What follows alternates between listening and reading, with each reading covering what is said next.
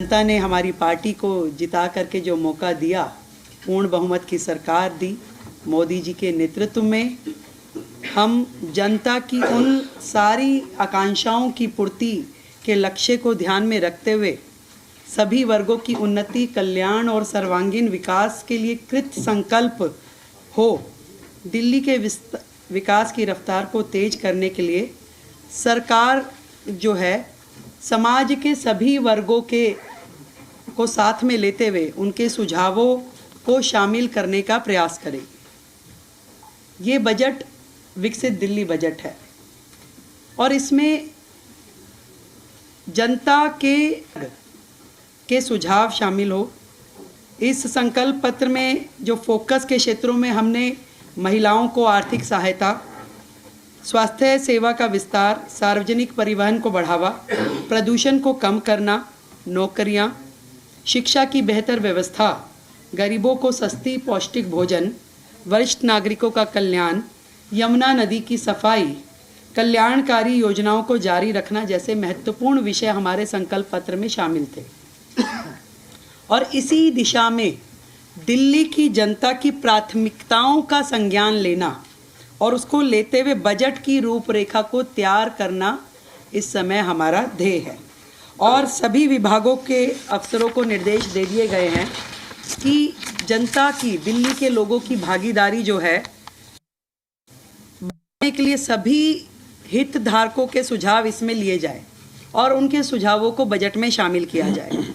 इस निमित्त दिल्ली सरकार की ओर से एक वेबसाइट, ईमेल आईडी विकसित दिल्ली बजट -25@delhi.gov.in और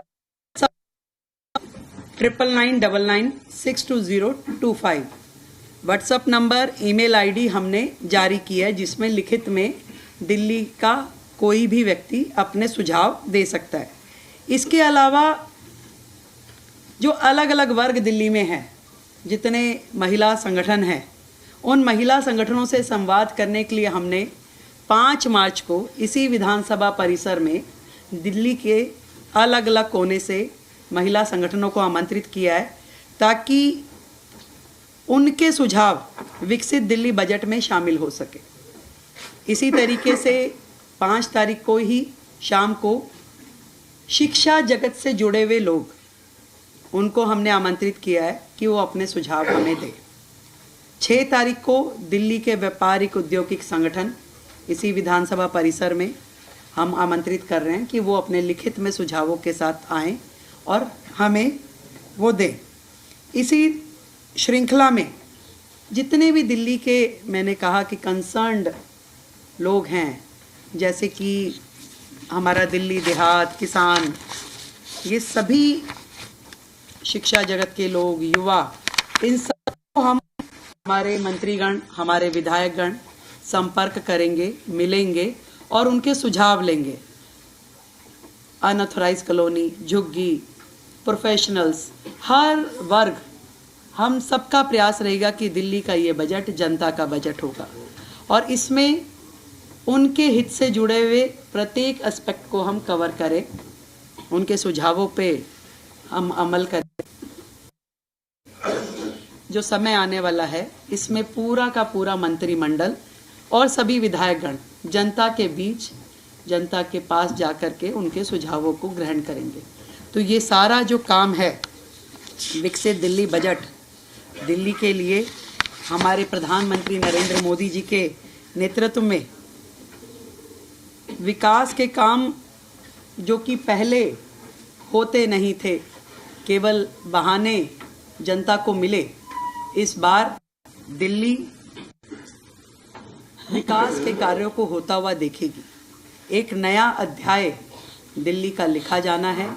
हम जनता के हितों को सुरक्षित करने के लिए संकल्पबद्ध हैं। अपने संकल्प पत्र में किए हुए हर वायदे को पूरा करने के लिए संकल्पबद्ध हैं। और आप इससे पहले कि मुझसे कोई भी प्रश्न, क्योंकि प्रश्न उत्तरी केवल देने की सूचना वो है, फिर से दोहराती हूँ, जितने भी हमने संकल्प लिए हैं, दिल्ली की जनता से वादे किए हैं, एक एक वायदों की पूर्ति की जाएगी। और आप सच मानिए 10 दिन हुए, एक दिन की भी छुट्टी, सैटरडे संडे भी सचिवालय काम कर रहा है। और अब बजट पे लगातार चर्चा और विभागों के साथ जो बैठना होगा उसमें भी प्रत्येक दिन काम होगा।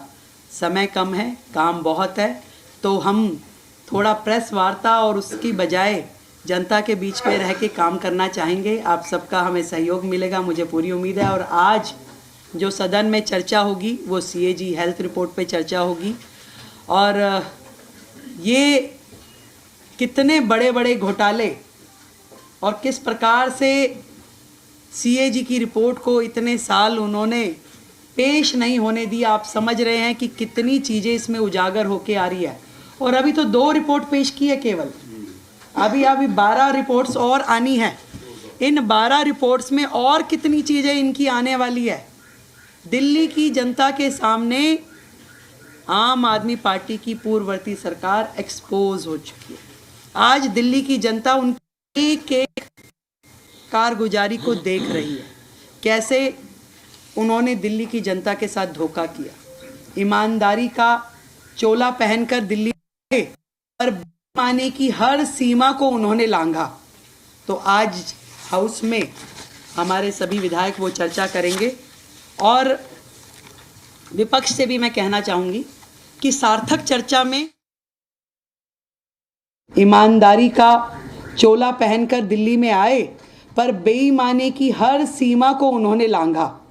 तो आज हाउस में हमारे सभी विधायक वो चर्चा करेंगे। और विपक्ष से भी मैं कहना चाहूँगी कि सार्थक चर्चा में अपना सहयोग करें और आगे उनकी मर्जी है। बहुत बहुत धन्यवाद, थैंक यू सो मच। हाँ यस, अभी हम दे रहे हैं। ये व्हाट्सअप नंबर सभी लोग ले लें।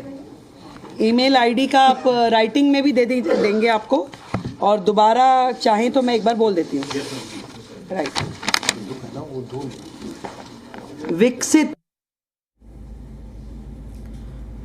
तो देखिए, मुख्यमंत्री रेखा गुप्ता को सुन रहे थे अभी आप। उन्होंने प्रेस कॉन्फ्रेंस की और उन्होंने दिल्ली के बजट के बारे में भी बताया है, क्योंकि बजट सत्र ही चल रहा है। उनकी तरफ से कहा गया है कि जो बजट दिल्ली के लिए आएगा वो विकसित दिल्ली के लिए आने वाला है। हर एक वर्ग को हम साधने की कोशिश करेंगे, हर एक सेक्टर को हम साधने की कोशिश करेंगे, ताकि ज़्यादा से ज़्यादा जनता का हित हो सके, उनके लिए काम हो सके, विकास की तरफ दिल्ली और आगे बढ़ सके। तो सुझाव भी लिए जा रहे हैं और लगातार प्लानिंग भी की जा रही है बजट को बनाने को लेकर। ये नंबर भी उनकी तरफ से जारी किया गया है। साथ ही उन्होंने अपील भी की है विपक्ष से कि आज CAG रिपोर्ट को लेकर चर्चा की जानी है। तो विधानसभा की जब कार्रवाई होगी सत्र के दौरान, विपक्ष भी उसमें भागीदार बने, एक फ्रूटफुल सत्र निकलकर सामने आए, सिर्फ हंगामा ही वहां पर ना हो, ये उनकी तरफ से कहा गया है। साथ ही उन्होंने CAG रिपोर्ट को लेकर भी विपक्ष पर निशाना साधा है। कहा है कि उस दौरान की रही आम आदमी पार्टी की दिल्ली सरकार के वक्त में जो घोटाले हुए, जो अनियमितताएं रही कार्य के दौरान, वो सब अब उजागर हो रही है। अभी तक 2 ही रिपोर्ट्स है जिसको हमने पटल पर रखा है, लेकिन ऐसी कई रिपोर्ट्स और आनी बाकी है। तो ऐसे में अपना एक एम भी उन्होंने क्लियर कर दिया है यहाँ पर कि दिल्ली का विकास तो हमने करना ही है। अलग अलग मुद्दों को साधने की उन्होंने कोशिश की, जिसमें उनकी तरफ से कहा गया है कि यमुना सफाई हमारे फोकस में रहेगा, प्रदूषण हमारे फोकस में रहेगा, महिलाओं की सम्मान निधि, जो महिलाओं को राशि देने की बात भारतीय जनता पार्टी की तरफ से की गई थी इलेक्शन के दौरान, वो हमारे फोकस में रहने वाला है। और जो भी संकल्प पत्र में अपने मैनिफेस्टो में उन्होंने मेंशन की थी चीज़ें कि हम इसको अपने कार्यकाल के दौरान ये काम करेंगे, वो सारी चीज़ों पर हम आगे फोकस्ड रहेंगे। तो मुख्यमंत्री रेखा गुप्ता ने प्रेस कॉन्फ्रेंस की और विपक्ष से सार्थक चर्चा की उम्मीद कर रहे हैं हम, और सार्थक चर्चा कर सहयोग करें विपक्ष, उन्होंने कहा है। साथ ही महिला सम्मान निधि को लेकर भी उनकी तरफ से बातें कही गई है। कहा उन्होंने सभी सुझावों को बजट में जगह मिलेगी। 7 मार्च को व्यापारियों से हम सुझाव लेंगे। इसी तरीके से अब अलग अलग वर्ग के बीच में जाएंगे, अलग अलग वर्ग से उनकी समस्याओं को भी सुनेंगे, क्या वो चाहते हैं कि उनके लिए और किया जाना चाहिए, उसके हिसाब से हम दिल्ली का बजट बनाकर तैयार करेंगे। दरअसल ये पहला बजट होगा, भारतीय जनता पार्टी की नई सरकार बनी है 27 साल बाद दिल्ली में, उनका ये इलेक्शन के बाद पहला बजट। उसमें क्या फोकस्ड, किन मुद्दों पर वो फोकस्ड रहते हैं, किन विभागों पर ज़्यादा उनका फोकस रहता है या ध्यान रहता है, ये देखना होगा।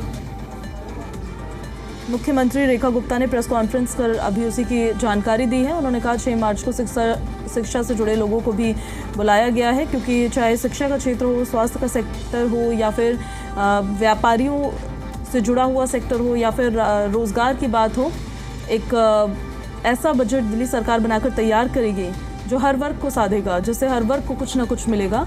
ये उनकी तरफ से प्रेस कॉन्फ्रेंस के दौरान कहा गया है। कहा उन्होंने कि सभी के सुझावों को हम बजट में जगह देने वाले हैं। जहां 7 मार्च को हम व्यापारियों से सुझाव लेंगे, उनसे बातचीत करेंगे, तो 6 मार्च को शिक्षा से जुड़े लोगों से भी बातचीत करेंगे। महिलाओं से भी बात करने की उन्होंने बात की है कि 5 मार्च को महिला संगठनों को सदन में न्योता दिया गया है। 6 मार्च को शिक्षा से जुड़े संगठन बुलाए गए हैं और उसी तरीके से उनकी तरफ से ये साफ तौर पर कहा गया है कि जो हमने अपने संकल्प पत्र में वादे किए, उन वादों को पूरा करने के लिए हम इस बजट में एलोकेशंस उसी तरीके से करेंगे।